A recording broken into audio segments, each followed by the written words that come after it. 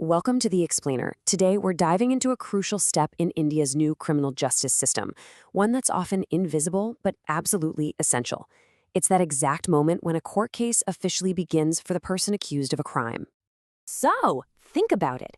After the police reports are filed and all the initial complaints are made, what is that single official action a court takes to get the wheels of a trial turning?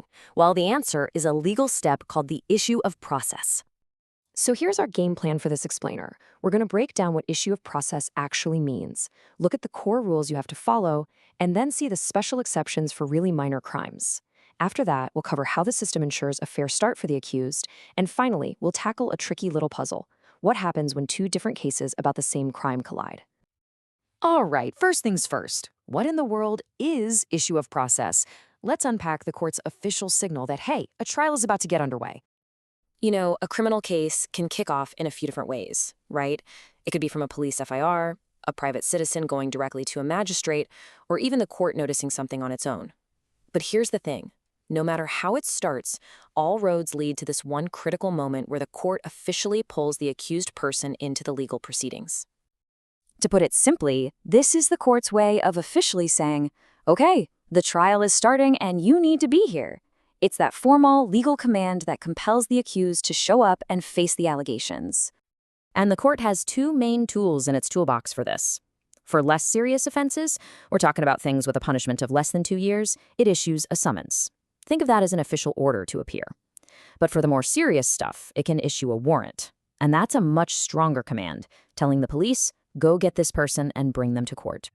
But hold on. A court can't just start firing off summons and warrants whenever it feels like it. There are some really important core rules, a kind of procedural checklist that has to be completed first. So let's look at what the court needs before it can even take that step. And what's really key here are the built-in checks and balances. The system says, before you force someone to come to court, a few things have to be in order. The prosecution has to hand over a full list of its witnesses. If it's a private complaint, a copy of that complaint needs to be attached. And, this is a big one, if there are any required fees and they aren't paid, the whole complaint can just get tossed out. It's all there to make sure the process isn't being abused. Now, the law isn't just a blunt instrument. It's actually pretty smart.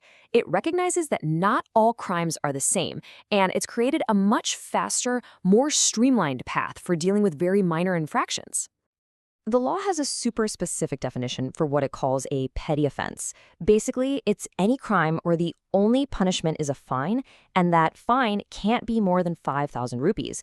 And there's one important carve-out. This doesn't apply to offenses under the Motor Vehicle Act. And this is where the system's focus on efficiency is just brilliant.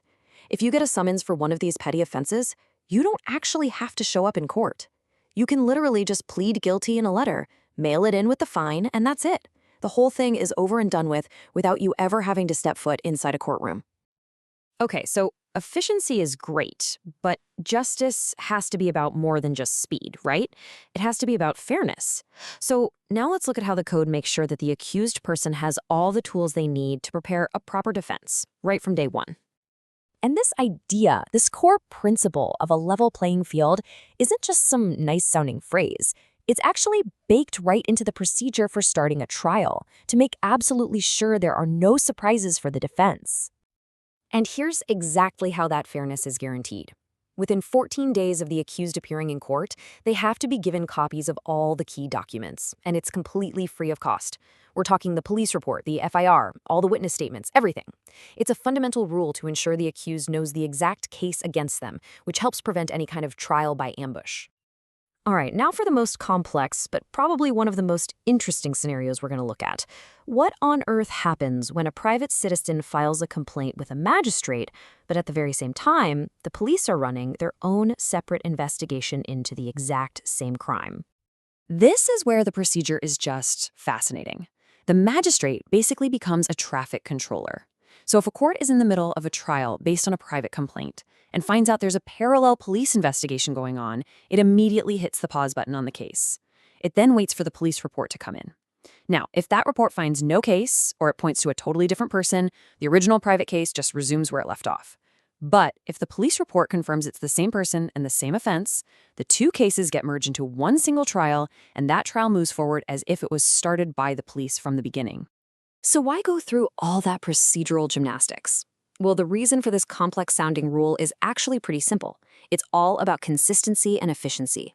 The whole point is to stop two different courts from reaching two different conclusions on the same set of facts, and to protect that fundamental principle that a person should only have to face trial once for the same alleged crime. And that really leaves us with a final big picture question to think about. These new rules are clearly designed to bring order, efficiency, and fairness to the very start of a criminal trial. But the real test, of course, is how this balance between streamlining the system and protecting the rights of the individual is going to play out in the real world, in actual courtrooms across the country.